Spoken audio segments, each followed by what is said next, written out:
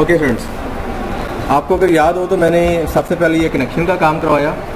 उसके बाद फ्रेंड्स मैंने ये काम करवाया कि जी ये एरर नंबर अगर कोई इशू हो तो वो इको हो जाए एरर नंबर। दूसरा काम ये था कि मैंने यहाँ पे एक क्यूरी लिखी थी।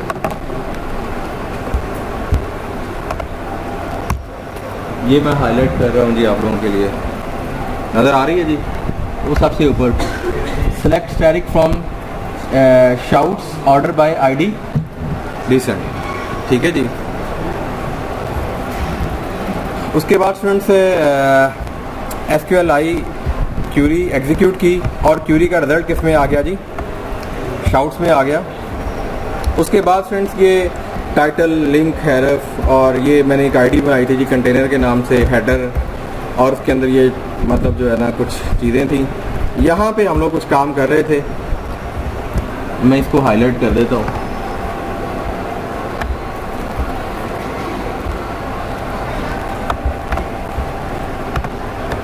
जी मैंने कहा था कि जी आप वाइल और एंड वाइल के अंदर जो है ना क्या करेंगे जी, चीज़ों को प्रिंट करवाएंगे।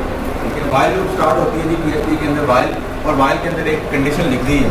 कंडीशन लिखने का क्या मतलब है जी, कंडीशन का मतलब है जी माई SQLi fact associate of shouts. ये फैक्ट एसोसिएट का फंक्शन क्या करता है जी, शाउट्स जो कि एक वेरिएबल है जिसमें क्या है जी रिजल्ट्स हैं उस क्यूरी के, तो वो क्या करता है जी उन रिजल्ट्स को एक एसोसिएटिव अरे बना देता है। एसोसिएटिव अरे क्या होती है PHP के अंदर, एसोसिएटिव अरे होती है कि जिसमें हर एलिमेंट की कोई एक की होती है, हर एलिमेंट की क्या होती है कि की होती है। इस तरह से एक अरे बना देगा जिसमें लाइक टाइम, आगे इसकी कोई ना कोई वैल्यू होगी, टाइम की वैल्यू है, यहाँ पर फिर डेट की वैल्यू है, मैसेज की वैल्यू है, यहाँ पे आगे उनकी वैल्यू, यानी ये वो होंगे जो कि कॉलम्स के नेम होंगे और यहाँ पे उनकी वैल्यूज होंगी, और हम इनको इनके कॉलम के नेम के साथ उस अरे को एक्सेस कर सकते हैं। ठीक है, जब मैं फर्स्ट टाइम एक्सेस करूँगा तो वो पहली रो को प्रिंट करेगा, जब दूसरी दफ़ा एक्सेस करूँगा तो सेकेंड रो को प्रिंट करेगा, फिर थर्ड रो को प्रिंट करेगा, फिर फोर्थ रो को प्रिंट करेगा।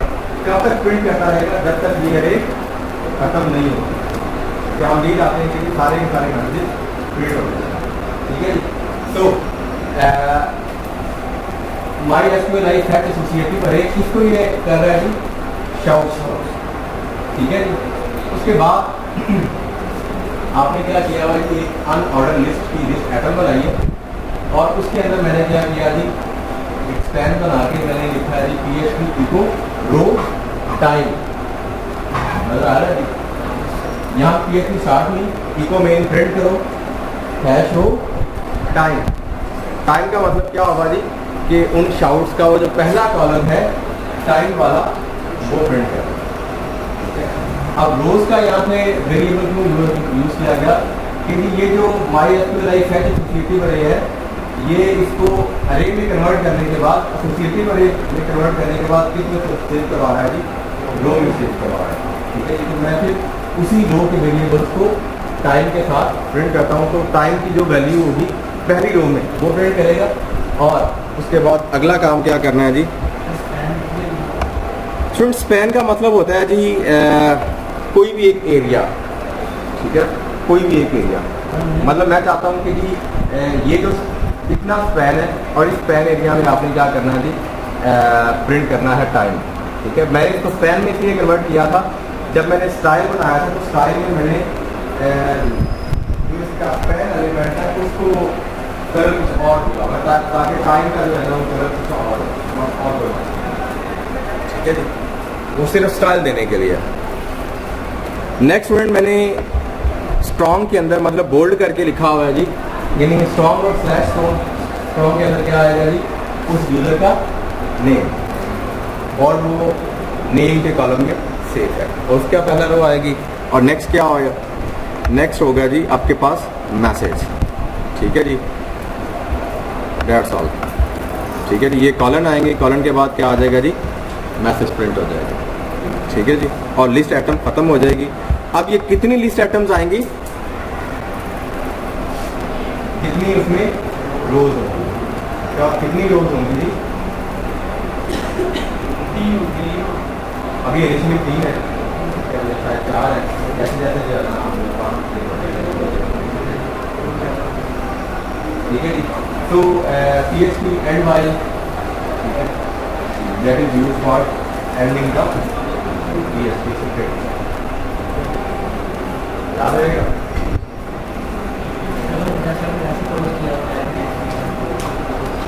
जी अगर तो स्टूडेंट्स इस तरह से करें कि मैं PHP के दरमियान ये जो HTML वगैरह यूज़ कर रहा हूँ ये ना यूज़ करो, ठीक है, तो फिर मैं ऐसे कर सकता हूँ, मुझे वाइल और ब्रैकेट लगाना इस तरह की और एड एंड क्लोजिंग ब्रैकेट इस तरह की लगाना। लेकिन अगर मैं दरमियान में ये चीज़ यूज़ करना चाहता हूँ तो फिर मुझे क्या करना पड़ता है, मुझे PHP स्टार्ट करनी पड़ती है और एट द एंड फिर मुझे यहाँ पे क्लोज करना पड़ता है। तो जब क्लोज करके मैंने दरमियान में ये लेके आया और एट द एंड फिर मैंने यहाँ पे बताना है कि ये वाइल एंड है, तो मुझे इसलिए आप एक चीज़ का ख्याल रखें कि वाइल के एंड पे एक कॉलन प्लेस ज़रूर होता है जब आप ये स्ट्रक्चर यूज़ करते हैं। जी नज़र आ रहा है जी, ये एक कॉलन है, मैं खुद अक्सर भूल जाता हूँ ये कॉलम, क्योंकि आमतौर पे नॉर्मली वाइल के साथ ये कॉलम यूज़ नहीं होता, लेकिन जब आप उसको HTML के साथ इस तरीके से यूज़ करते हैं कि आपने एक लाइन में स्टार्ट लिखा और दूसरी दरमियान में फिर आपने HTML लिखना स्टार्ट कर दी है और एट देन फिर आपने अगेन जो है ना वाइल को ख़त्म करना है, तो फिर आप इस तरह से करते हैं और जो आखिरी स्टेटमेंट है एंड वाइल उसके एंड में ये वाइल लूप यहाँ पे बिगिन होगी और हर लिस्ट आइटम जनरेट होती जाएगी, जितनी दफ़ा लूप चलेगी उतनी लिस्ट आइटम मुझे वहाँ पे नजर आएंगी और हर लिस्ट आइटम में क्या होगा जी, टाइम होगा, यूज़र होगा और मैसेज होगा, ठीक है। बारी बारी पहली रो के लिए, फिर दूसरी रो के लिए, फिर तीसरी रो के लिए मुझे वहाँ पे चीज़ें प्रिंट होती है नजर आ जाए, याद रहेगा। ओके नेक्स्ट स्टूडेंट्स, यहाँ तक ये जो कोड था, ये कोड था जी आपके लिए वो मैसेजेस को प्रिंट करने का। उसके बाद यहाँ पे नेक्स्ट जो फर्दर कोड यूज़ हो रहा है ये 28 से यहाँ तक, ठीक है जी। ये कोड है जी चीज़ों को इनपुट करने के लिए, लाइक वो जो मैंने एक इनपुट के लिए फॉर्म नहीं दिखाया था आपको, जहाँ पे आपने अपना नाम लिखना है, ईमेल लिखना है, सॉरी आपने शायद नाम है, मैसेज है और शायद कुछ और चीज़ है, ईमेल भी आपने शायद 3 शायद नहीं, शायद नाम है और आगे मैसेज है और तीसरा बटन बना हुआ है, ठीक है, तीसरा बटन बना हुआ है, ठीक है, ओके।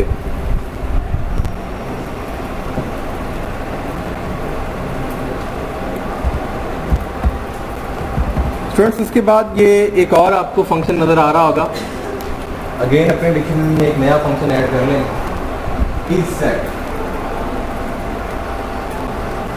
इस सेट का फंक्शन यूज होता है जी ये चीज़ चेक करने के लिए कि इस वेरिएबल में वैल्यू असाइन की गई है या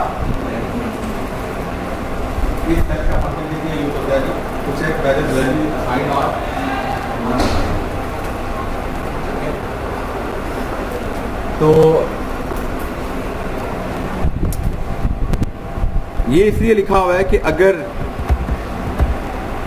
गेट के मेथड में कोई मुझे एरर मिल रहा हो तो मैं उसको प्रिंट कर दूं, ठीक है। और ये कैसे एरर आएगा ये मैं थोड़ी देर तक बाद में बताता हूँ कि ये एरर की वैल्यूज़ कौन जनरेट करेगा और कहाँ से ये वापस आ रही हैं। लेकिन फ़िलहाल मैं ये सिर्फ इस कोड का मतलब समझा रहा हूँ, वो ये है कि एरर अगर आ गया है तो क्या करो जी, एरर को निचली लाइन में लिखा हुआ है कि एरर आपने क्या करना है, ये प्रिंट करना है, दैट्स ऑल। और अगर एरर नहीं आया हुआ तो डेफिनेटली ये फिर जो सेकंड वाली लाइन है वो प्रिंट क्या मतलब इसकी एबिलिटी, ठीक है जी।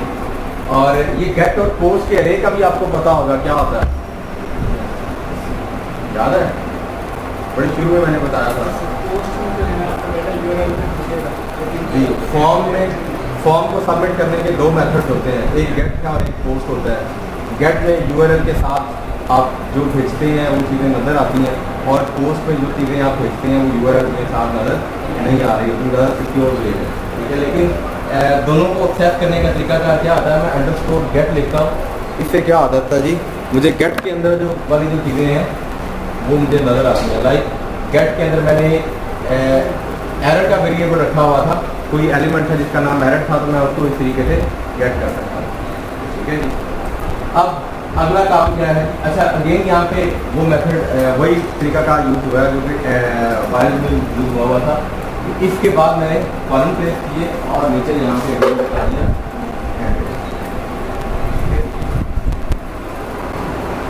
ओके,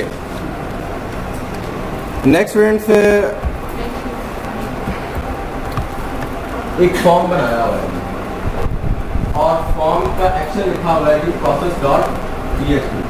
इसका क्या मतलब है कि जब ये फॉर्म सबमिट होगा तो ये फॉर्म किधर जाएगा, process.php एक फाइल है, इस पे जाएगा और फर्दर जो हैंडलिंग होगी वो कौन करेगा, process.php करेगी, ठीक है। हमने process.php में कुछ लिखा हुआ है, वो मैं बाद में आपको बताता हूँ उसमें क्या लिखा हुआ है, उसका कोड भी आज हम देखते हैं। मेथड में लिखा हुआ है जी पोस्ट, ठीक है। आगे input type text name is equal to user. ये name is equal to user का मतलब क्या है कि मैं इसी नेम से बाद में उसको गेट करूंगा और गेट करने के लिए मैं क्या लिखूंगा जी, हैश पोस्ट और उसके अंदर मैं क्या लिखूंगा जी, यूजर। तो मुझे कौन सी वैल्यू मिलेगी जी, जो भी यूजर ने इस यूजर के टेक्स्ट बॉक्स में एंटर की होगी। नेम रखने का यहाँ पे मकसद ये होता है कि मैं पोस्ट के वेरिएबल के साथ इसको चेक करूँ। और मैं यहाँ पे पोस्ट की अरे क्यों यूज़ कर रहा हूँ जी, पोस्ट की अरे इसलिए यूज़ कर रहा हूँ क्योंकि मैंने नीचे मेथड रखा हुआ वो पोस्ट है। अगर मैंने मेथड यहाँ पे गेट रखा होता तो फिर मैं वैल्यू को इस तरीके से गेट करता। गेट और पोस्ट बेसिकली ये एक एसोसिएटिव अरेज है।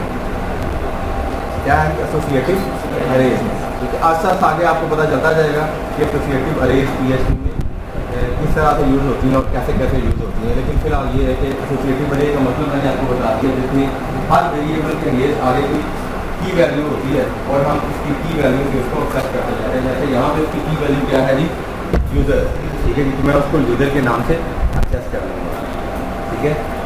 Place holder, Ayesha place holder क्या होता है, हाँ क्या कह रही है, ऊंचा बोल दो। फैसल ये अच्छी बात नहीं है। Okay, placeholder is equal to enter your name, ठीक है। उसके बाद है जी input type text name is equal to message और नेक्स्ट है जी placeholder enter a message. BR के बाद आगे मैंने बटन लगाया हुआ है जी input type submit name is equal to submit और आगे लगाया हुआ है जी शाउट इट आउट, ठीक है जी। ये एक बटन बनाया हुआ है, फॉर्म यहाँ पे क्लोज हो गया, दैट्स ऑल। अब स्टूडेंट्स इतने कोड से क्या होगा जी, एक फॉर्म बना होगा जिसमें दो टेक्स्ट बॉक्सेस होंगे और एक बटन लगा होगा। जब मैं बटन पे क्लिक करूँगा तो फॉर्म के अंदर जो वैल्यू जो है पड़ी होंगी इधर चली जाएगी और उस पर हमने फर्दर क्या करना है, हमने अब हम process.php में जाके कोड लिखेंगे जो कि क्या करेगा कि इन वैल्यूज को डेटाबेस में जाके इंसर्ट करेगा, ठीक है। और उससे पहले वो चेक करेगा कि वैल्यू सेट भी हुई है या नहीं, मतलब हम पहले तो चेक करेंगे कि इनके वैल्यूज एम्प्टी तो नहीं है।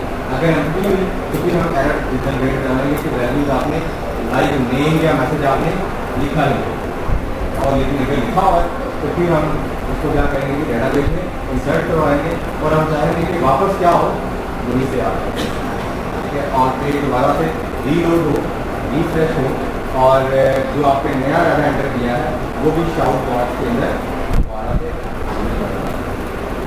यही होना चाहिए, देखते हैं। सो फ्रेंड्स, process.php आपके सामने है। process.php को स्टार्टिंग में स्टूडेंट्स यहाँ पे एक स्टेटमेंट लिखी हुई है, सबसे ऊपर नज़र आ रही है, मैंने हाईलाइट की है, इंक्लूड database.php। मीन्स मैं चाहता हूँ कि database.php के अंदर जो वैल्यूज़ मैंने लिखी, जो कोड लिखा होगा वो भी यहाँ पे एज इट इज इंक्लूड हो जाए यहाँ पे, ठीक है। और वो कोड कौन सा है जी? वो है डेटाबेस से रेलेवेंट वही कोड्स जो कि कनेक्शन क्रिएट करने का और कनेक्शन को चेक करने वाला, कनेक्शन टेस्टिंग और कनेक्शन क्रिएटिंग का जो कोड है वो मैंने इसके अंदर लिखा हुआ database.php के अंदर।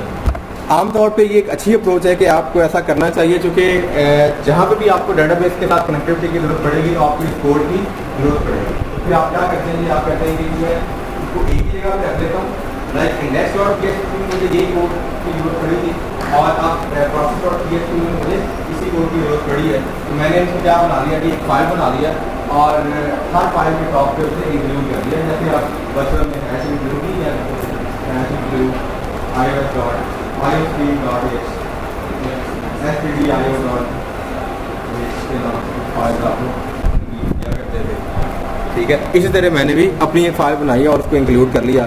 अब स्टूडेंट्स सबसे पहले मैं क्या कर रहा हूँ जी, चेक कर रहा हूँ कि वैल्यूज़ जो है वो प्रॉपरली सबमिट भी हुई हैं या नहीं। और उसके लिए अगेन कौन सा फंक्शन लगा रहा हूँ जी, इस सेट का फंक्शन किस लिए यूज होता है? वैल्यू चेक करने के लिए आइदर के वो सेट नहीं है या नहीं, ठीक है जी। हैश पोस्ट सबमिट, ठीक है जी। क्योंकि मैंने वैल्यूज सबमिट के बटन से जो है ना चेक की थी, तो वो मुझे चेक कर देगा कि आया फॉर्म सबमिट हुआ है या नहीं हुआ। मतलब ये चीज़ सिर्फ ये चेक कर रही है कि ये जो process.php ओपन हुआ है किसी फॉर्म के सबमिशन के रिजल्ट भी ओपन हुआ है या डायरेक्टली किसी ने लिख दिया process.php तो ये फाइल ओपन होगी। बात को समझ रहे हैं? जैसे मैं URL में लिख देता हूँ index.php तो index.php ओपन हो जाती है, ठीक है। लेकिन अगर कोई जाके इंडेक्स पर डायरेक्टली लिख दे process.php तो ये फाइल ओपन हो, लेकिन डेफिनेटली जो है ना आप चेक करना चाहते हैं कि ये कोड तभी एग्जीक्यूट होना चाहिए जब किसी फॉर्म ने इसको सबमिट किया हो और process.php ओपन हो, ठीक है। तो आप सबसे पहले कैसे चेक कर रहे हैं जी, फॉर्म सबमिशन, क्या और सबमिट आप कैसे चेक कर रहे हैं जी? आपने जो फॉर्म को सबमिट का बटन था उसका नाम क्या रखा था जी? सबमिट, ठीक है जी। तो फॉर्म के बटन के सबमिट से आप यहाँ पे चेक कर रहे थे कि वेदर फॉर्म सबमिट हुआ है या किसी ने डायरेक्टली वैसे ही इस फाइल को ओपन कर लिया, ठीक है। और अगर फॉर्म सबमिट हुआ है प्रॉपर सबमिट के बटन को यूज करते हुए, तो नेक्स्ट फिर मैं क्या चेक करता हूँ कि उसके अंदर जो वैल्यूज हैं वो प्रॉपरली लिखी हुई हैं या नहीं लिखी हुई। तो मैं ये चेक करता हूँ कि हैश पोस्ट यूजर के अंदर जो वैल्यूज हैं वो कौन सी हैं, ठीक है जी। वो मैं यूजर के अंदर रख लेता हूँ और उसके बाद मैं रख लेता हूँ मैसेज के, ठीक है जी। तो अभी मैं यहाँ पे ये नहीं चेक कर रहा कि उसमें वैल्यू है या नहीं है। अभी इसमें जो उसकी वैल्यू है सिर्फ मैं वही असाइन करवा रहा हूँ और वैल्यू को डायरेक्टली लेने की बजाय मैं यहाँ पे ये कह रहा हूँ एक और फंक्शन यूज कर रहा हूँ जी, MySQLi रियल एस्केप स्ट्रिंग। ये क्या करता है जी, अगर कोई स्ट्रिंग लिखी हुई है और उसके अंदर कोई आपने स्पेशल कैरेक्टर्स यूज़ किए हुए हैं, ठीक है, लाइक आपने स्पेसिस यूज़ की हुई हैं, लाइक आपने यूज़ किया हुआ है कोई और कैरेक्टर लाइक स्केप सीक्वेंस है या एंटर का कैरेक्टर जो है, इस तरह के जो स्पेशल कैरेक्टर्स हैं इनको ख़त्म करके सिर्फ जो टेक्सुअल इनपुट है उसको क्या करेगा जी, इस वेरिएबल से निकालेगा और कहाँ रख देगा जी, और यूजर के वेरिएबल में रख देगा। इसी तरीके से हैश पोस्ट मैसेज के अंदर जो वैल्यूज पड़ी हुई हैं वो किधर चली जाएंगे जी, मैसेज के अंदर चली जाएंगे, ठीक है जी। ओके, उसके बाद फ्रेंड्स एक और वेरिएबल है जी, सॉरी एक और फंक्शन है जी, take default time zone set American Mexico city. Means के लिए आपने अपना डिफ़ॉल्ट टाइम जोन सेट कर लिया। आप यहाँ पे वो इस्लामाबाद कराची वाला भी सेट कर सकते हैं, उसके लिए प्रॉपर एक स्ट्रिंग होती है, आप देख लीजिएगा वो स्ट्रिंग क्या होती है, ठीक है। लेकिन यहाँ पे कोई प्रॉपर स्ट्रिंग लिखी होनी चाहिए और आप वैसे पाकिस्तान लिखेंगे तो इट विल नॉट वर्क। वो पूरा एक नाम होता है, पाकिस्तान, टर्की और कराची या पाकिस्तान होता है, ठीक ये आपको देख लीजिएगा, ठीक है। और आपने ये टाइम जोन सेट कर दिया और उसके बाद टाइम के अंदर आपने ले लिया कि डेट, और ये आपने डेट का एक फॉर्मेट सेलेक्ट किया है कि मुझे डेट इस फॉर्मेट में मिलनी चाहिए, ठीक है जी। सॉरी, टाइम इस फॉर्मेट मुझे मिलना चाहिए, हार्स, सेकंड्स और AM या PM जो है ना, इस तरीके से, यानी AM PM का जो फॉर्मेट है वो नज़र आना चाहिए जी।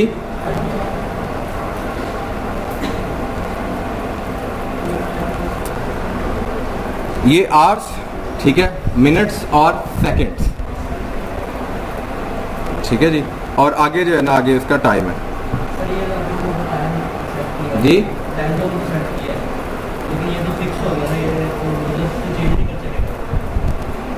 हाँ, तो यूजर नहीं चेंज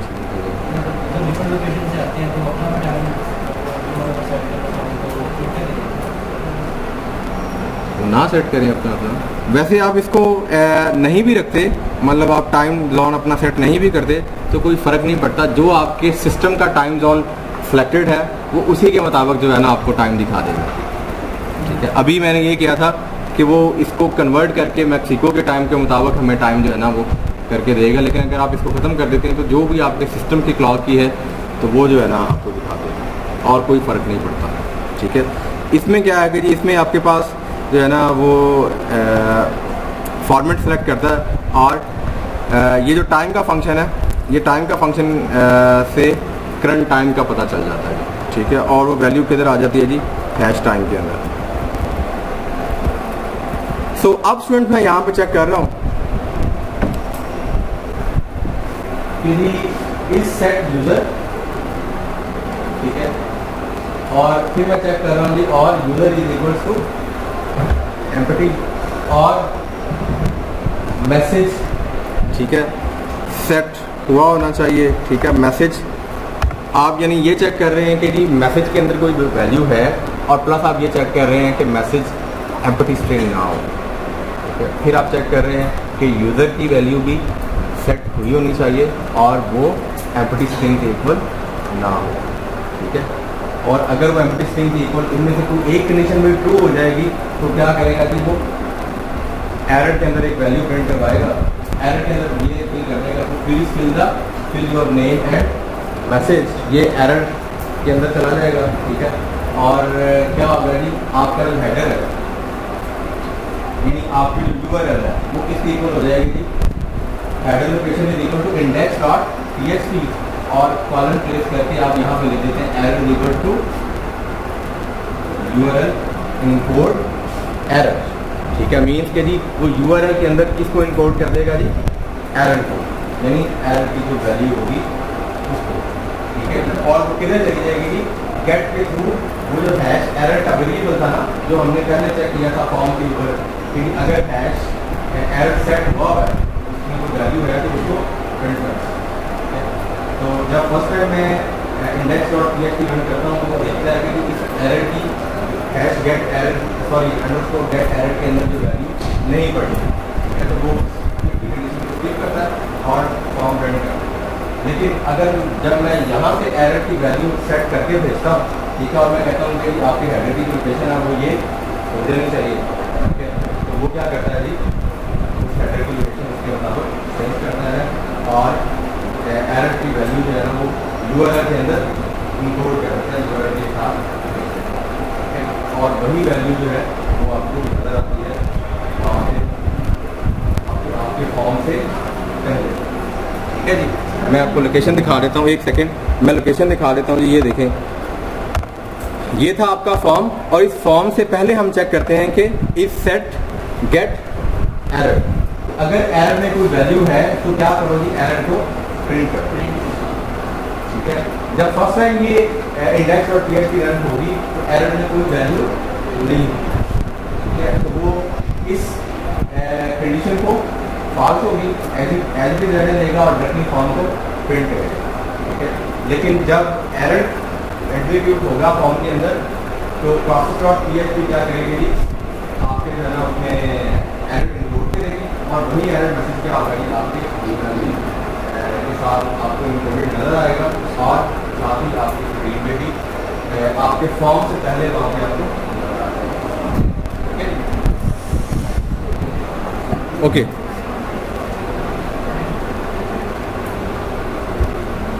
ओके सर अगर हम नेम और क्लास नंबर डेट पे तो दोबारा का डेट करके वो डाल दें तो कितने में ये मतलब चलेगी? नहीं पता क्या वो है फ्रंट एंड, मतलब आप उसको कहते हैं कि वो फ्रंट एंड में चेक करता है कि वैल्यू एम्पटी तो नहीं है, ठीक है। यानी वो यूज़ कर रहा होता है आपके जावा स्क्रिप्ट को बैकएंड पे, जो कि रन होती है आपके सर्वर क्लाइंट साइड पे, ठीक है। लेकिन मैं यहाँ पे PHP के अंदर चेक कर रहा हूँ, बैकएंड पे आपने उसको कैसे चेक करना है। इट इज़ गुड अप्रोच कि आप एरर हैंडलिंग या इनपुट वैलिडेशन आप सर्वर क्लाइंट साइड पे ही चेक कर लें रिक्वायर्ड के साथ, ये अच्छी अप्रोच है। लेकिन समटाइम ऐसा हो सकता है कि आपका क्लाइंट आपके ब्राउज़र में से जावा स्क्रिप्ट डिसेबल कर देता है। आप अपने जो है ना ब्राउज़र पे जाए, वहाँ पे जाके जावा स्क्रिप्ट डिसेबल कर दें, ऑप्शन होती है, क्या ऑप्शन होता है। तो अगर आपने जावा स्क्रिप्ट डिसेबल कर दिया, इसका मतलब है कि आपकी क्लाइंट साइड वाली जो वैलिडेशन है खत्म हो गई, वो काम नहीं करेगी, फिर बैकएंड वाली वैलिडेशन भी होनी चाहिए, ताकि अगर किसी न किसी तरीके से यूज़र ने वैल्यू फ्रंट एंड से बच के भेजती है, आपके सर्वर को एक वैल्यू चेक करना होगा वैल्यू ठीक है और तो दोनों साइड पे ही आपको वैलिडेशन रखनी चाहिए, क्लाइंट साइड पे भी और बैकएंड पे। सो इससे आगे एक और फंक्शन है जी, एग्जिट का फंक्शन, ठीक है। एग्जिट का फंक्शन क्या करता है जी, स्क्रिप्ट से आपको एग्जिट कर देता है, मतलब आपका जो process.php का स्क्रिप्ट है ये यहाँ पे एंड हो जाएगा, एग्जिट हो जाएगा और कंट्रोल वापस किसके पास चला जाएगा, आपके index.php के पास, ठीक है जी। लेकिन अगर ये सारी कंडीशन फॉल्स हो जाती है, ठीक है, तो क्या होगा जी, इसका मतलब ये है कि जी यूज़र जो है वो यूज़र का वो जो इनबॉक्स है, इनपुट है, वो भी एम्प्टी नहीं है और मैसेज में भी कुछ ना कुछ लिखा हुआ है, तो क्या होगा जी, एल्स का पार्ट आ जाएगा। और एल्स में कुछ लिखा हुआ है जी, एक सबसे पहले तो ये क्यूरी लिखी हुई है जी, इस क्यूरी में कुछ लिखा है जी, insert into shouts user message time, और वैल्यूज़ में लिखा हुआ है जी यूज़र मैसेज और टाइम, ठीक है जी। अब ये इंसर्ट वाली क्यूरीज वैसे तो आपने नहीं की अभी माई सीक्वल डेटाबेस के अंदर, लेकिन जिन लोगों ने डेटाबेस पहले पढ़ी हुई है वो ये जानते होंगे, अगर डेटाबेस में किसी टेबल में मैं कोई वैल्यूज एंटर करना चाहता हूँ तो मैं ये क्यूरी यूज़ करता हूँ। और इस क्यूरी का थोड़ा सा मतलब मैं आपको समझा देता हूँ, वो ये है कि इंसर्ट इनटू, ये जैसे सेलेक्ट की क्लास होती है ऐसे ही क्लास है, और शाउट्स का मतलब है कि ये वैल्यूज कहाँ पे इंसर्ट करो, शाउट्स के टेबल में इंसर्ट करो, और किस किस कॉलम में इंसर्ट करो, यूज़र के कॉलम में, फिर मैसेज के कॉलम में और फिर टाइम के कॉलम में। और जो आप ऑर्डर यहाँ पे रखेंगे, जो तरतीब आप यहाँ पे रखेंगे वही तरतीब आप यहाँ पे रखेंगे। लाइक यूज़र में आप कहते हैं कि हैश यूज़र की वैल्यू चली जाए, यहाँ पे हैश मैसेज की वैल्यू चली जाए, और यहाँ पे हैश टाइम की वैल्यू इंसर्ट हो जाए, तो क्या होगा जी, ये वैल्यू वहाँ पे जाके इंसर्ट हो जाएंगी, ठीक है जी।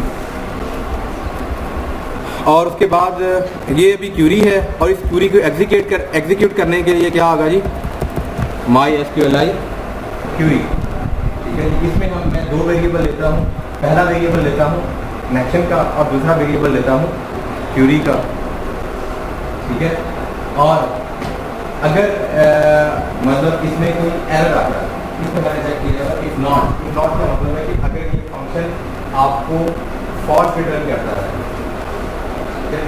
अगर ये फंक्शन आपको फॉल्स रिटर्न करता है, और ये फॉल्स रिटर्न तभी करता है जब इसका सर्वर के साथ या तो कनेक्शन नहीं हो पाता, या फिर आपने जो क्वेरी लिखी है वो रॉन्ग होती है, ठीक है, तो फिर ये फॉल्स रिटर्न करता है। और फॉल्स रिटर्न का मतलब है कि जी ये कंडीशन फॉल्स हो जाएगी, ठीक है, वो इधर आ जाएगा डाई एरर, ठीक है। और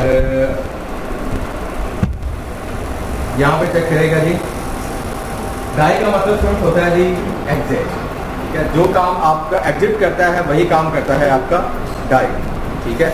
लेकिन थोड़ा सा डिफरेंस ये है कि एग्जिट आपका डायरेक्टली सिर्फ एग्जिट कर देता है, ठीक है, और डाई क्या करता है जी, आपकी स्क्रीन पे मैसेज भी इको करवा देता है, मैसेज प्रिंट करवा देता है, ठीक है। और वो मैसेज क्या होगा जी, वो मैसेज MySQLi एरर और आगे कनेक्शन, तो क्या होगा जी, वो MySQLi एरर के हवाले से जो भी मतलब कनेक्शन में एरर होगा वो आपके साथ प्रिंट भी कर देगा, और आपका जो ये process.php का स्क्रिप्ट है ये भी मतलब एग्जिट हो जाएगा, ख़त्म हो जाएगा, ठीक है। और अगर आपका मतलब बिल्कुल ठीक कोड रन हो गया है और यहाँ पे आपकी जो क्वेरी है वो एग्जीक्यूट हो गई है, तो इसका मतलब क्या है, वैल्यूज उसमें इंसर्ट हो गई है। तो फिर क्या होगी, header location index dot PHP, मैंने गेम से कहा कि आप PHP header.php दोबारा ओपन कर दो और एग्जिट हो। एग्जिट का मतलब है ये है normal exit. Normal exit means के जी आपका वो फिनिश हो जाएगा, process.php का स्क्रिप्ट खत्म हो जाएगा।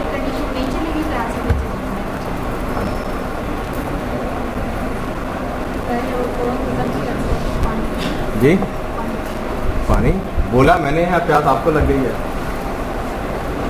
कितने लोगों को समझ आई है, ईमानदारी के साथ बताइएगा, झूठ मत बोलिएगा, बिल्कुल ईमानदारी के साथ। डेफिनेटली 100% किसी को भी नहीं समझ आई होगी, ये तो मुझे भी पता है, मतलब मैं भी आपकी जगह पे बैठा होता तो 100% मुझे भी समझना आती, ठीक है। क्योंकि कभी भी टीचर जो भी समझा रहा हो उसकी 100% समझ नहीं आती है जब तक आप खुद नहीं करते ना। मतलब ये जो प्रोग्रामिंग या डेवलपमेंट ऐसा सब्जेक्ट है कि जिस तरह आप कभी ड्राइविंग सीखी है जी आप में से कभी किसी ने, तो जब ड्राइविंग सीखते हैं ना तो ड्राइविंग सिखाने वाला बंदा कहता है कि जी इस तरह आपने क्लच दबाना है, ये इस तरह ब्रेक्स लगानी है और इस तरह आपने गियर लगाना है, करके वो पूरा दिखाता है, ठीक है। लेकिन क्या उसके करके दिखाने से आपको समझ आ जाती है, पूरी ड्राइविंग आ जाती है? नहीं, driving is an skill, it's an art, ठीक है। जब तक आप खुद नहीं वो ड्राइविंग सीट पे बैठते आपको ड्राइविंग नहीं आ सकती, चाहे कोई आपको जितना मर्जी तोते की तरह लिटा दे कि ये क्लच है, इसको इस तरह से दबाना है, इसको इस टाइम पे दबाना है, पहले आपने क्लच दबाना है, फिर ब्रेक लगाना है और फिर आपने जो है एक्सेलरेटर दबाना है, लेकिन नहीं समझ आती जब तक आप करते नहीं, ठीक है। इसी तरह से ये भी एक स्किल है, ये भी एक आर्ट है। जब मैं यहाँ पे एक्सप्लेन कर रहा होता हूँ आपको जो है ना चीज़ें 100% कभी भी समझ नहीं आ सकती, और हमेशा आपको प्रॉब्लम्स आएंगे जब आप उसको करने बैठोगे। जब आप फर्स्ट टाइम उसको लिखने बैठोगे इस कोड को, तो आपको डेफिनेटली काफ़ी सारे प्रॉब्लम्स आएंगे, ठीक है। तो करना ये है, आपने उन प्रॉब्लम्स को टैकल करना है। जो मसला मसाइल आता है आप मुझसे कंसल्ट करें, मुझसे पूछें, कहीं और से देख लें इंटरनेट वगैरह से, लेकिन इसको एक दफ़ा जब अपने हाथ से करेंगे तो ही आपको 100% समझ आएगी। अच्छा, जो कुछ कुछ वाले हैं ना वो मुझे बता दें ताकि मुझे पता चल जाए, चलें कुछ कुछ वाले जो हैं। ऊंचा हाथ खड़ा कर दें, अपने सर से ऊंचा, इस तरह से।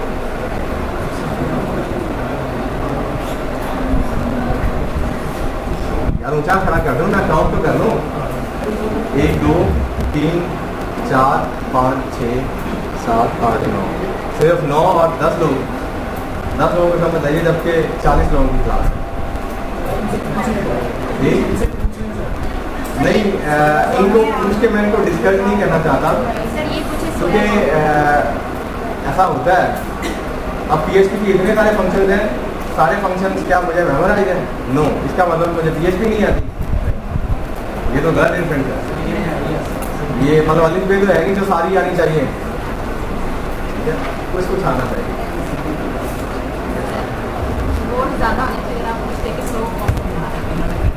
जी सो कौन कौन रहा था?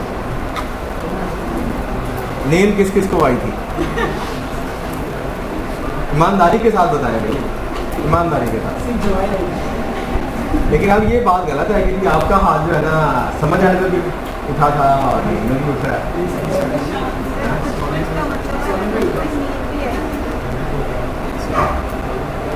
और बाकी लोग जिन्हें ना नींद आई है और ना उन्होंने समझा है,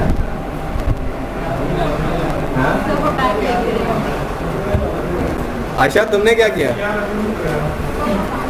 दोनों काम किए हैं। और प्लेस होल्डर का मतलब तुम्हें समझ आया कि नहीं? वैसे तुमने ना इस लेक्चर के बाद से समझाना प्रॉपर तरीके से, और नेक्स्ट टाइम ना आया तो तुम्हारी खैर नहीं है, ठीक है। नहीं नंबर नहीं काटता मैं जी।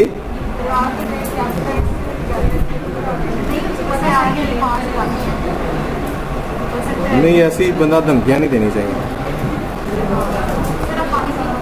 पानी पियाएंगे। इसके बाद हम कुछ और कहते हैं। इसके बाद स्टूडेंट्स ये जो एक तो मैंने आपको ये काम करवाया था, इसके बाद हम एक और एप्लीकेशन बनाएंगे, वो PHP का क्विज लेंगे, ऑनलाइन PHP क्विज़र।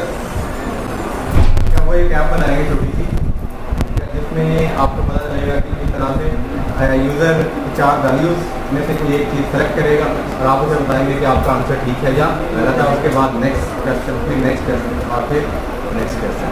ठीक है। सो शाउट बॉक्स को आप एक दफ़ा जरूर करना चाहिए। और एक और छोटा सा काम करें, जितने नहीं वो क्लास वर्क किया और इसी की प्रैक्टिस के लिए मैं वो दे रहा हूँ, जितने इस पूरे कोड के अंदर मैंने आपको फंक्शन दिखाए हैं, अगर आप लिस्ट डाउन करें, एक लिस्ट बना लें जल्दी से।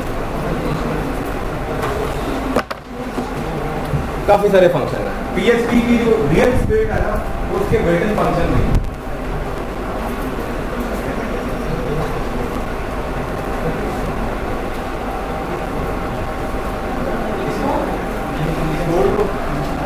वो आपने कभी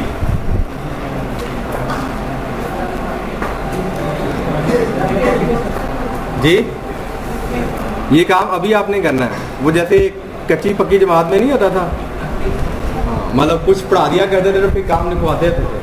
ठीक है, क्लास वर्क और फिर होमवर्क।